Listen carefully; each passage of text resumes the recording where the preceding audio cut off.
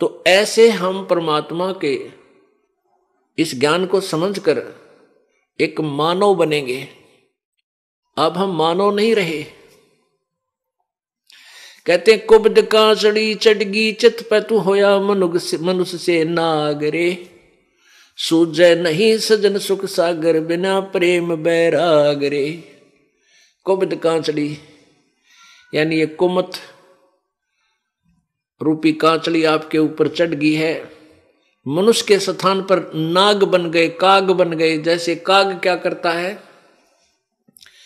कौवा क्या करता है कि गधा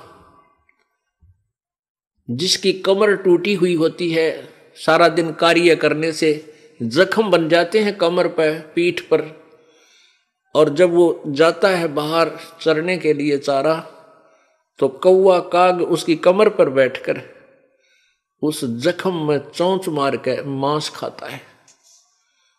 पुण्यात्माओं, आपके कोई खरोंच आ जावे और खरोंच के ऊपर कपड़ा भी लग जाओ तो आंखों में से पानी आओ, इतनी पीड़ा होती है।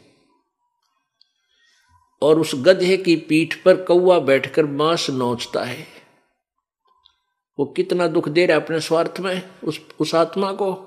ऐसे ही जो दुष्ट आत्मा दूसरों को सताते हैं, कोई चोरी करता है, कोई ठगी करता है, कोई रिश्वत लेता है, या वैसे दबाव बनाता है, मानसिक परेशानी पैदा करता है, गालियां देता है, बुरा बोलता है, बहन बेटी को तकता है, बोल तो लड़ने को तैयार होता है, ऐसी दुष्ट आत्माएं कहते तू होया मनुष्य नाग रे।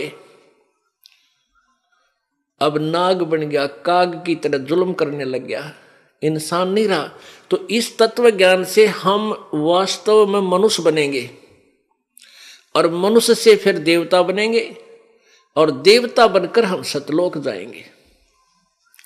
देव का अर्थ होता है अच्छी आत्मा, क्योंकि सतलोक के अंदर अच्छी आत्मा ही जा सकेंगी, जिनमें दया होगी, पापों से डरने वाले होंगे, प्रभु पर विश्वास करेंगे।